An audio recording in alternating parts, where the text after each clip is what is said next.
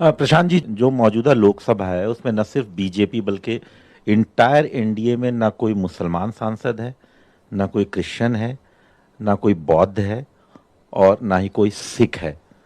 और जब एमपी नहीं है तो शायद कैबिनेट में चाहे तो वो बना लेंगे ना, ऐसा लगता तो नहीं कि बनाएंगे किसी को। इंडियन डेमोक्रेसी के लिए आप इसे कैसे देखते हैं? बहुत खतरनाक है। आपने चूंकि ये डेटा उठाया है तो इस बार 24 मुस्लिम एमपी जीत कर आए हैं। मुसलमानों की आबादी 18% के आसपास है और उनके एमपी 24 हैं। आप हिंदुओं से छोड़ दीजिए, तुलना मत कीजिए, सिखों से तुलना कर लीजिए। 13 सिख जीत कर आए। सिखों की आबादी 1% भी नहीं है। तो within minority also I think it is for the Muslims to reflect कि how, yes, is one thing is you want to contain Modi, defeat Bhajpa, that is fine, but beyond that, your own representation, your own well-being, you Muslim society need to reflect and they need to rework how they want to get their relevance, political and otherwise back. और मैं आपको एक और data देता हूं। Sachar committee की बड़ी चर्चा होती है कि सच्चर कमेटी ने बताया कि देश के 50-60 साल की आज़ादी के बाद भी जो मुसलमानों की स्थिति है वो दलितों से भी बुरी है। सब मुसलमान इसको कोट भी करते हैं।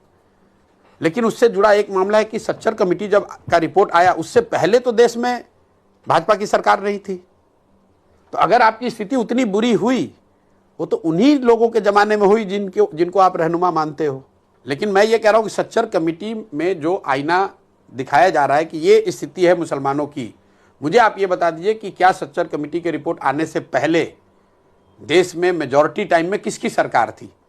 तो अगर मुसलमानों की स्थिति बिगड़ी है तो उसके लिए जिम्मेवार वो लोग नहीं है जिसको आज आप रहनुमा बता रहे हैं।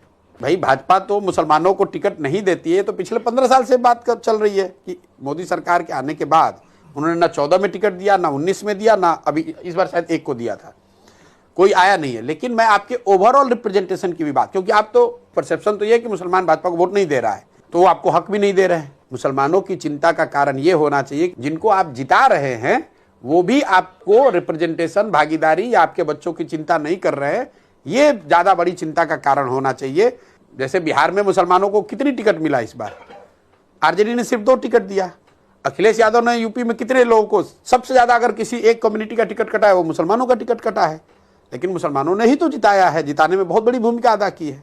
उस नजरिए से मुसलमानों को सोसाइटल लेवल पे सोशियो पॉलिटिकल स्थिति बिहार और देश में उनकी कैसे सुधरे, इसके लिए उनको लंबे चिंतन और प्रयास की जरूरत है।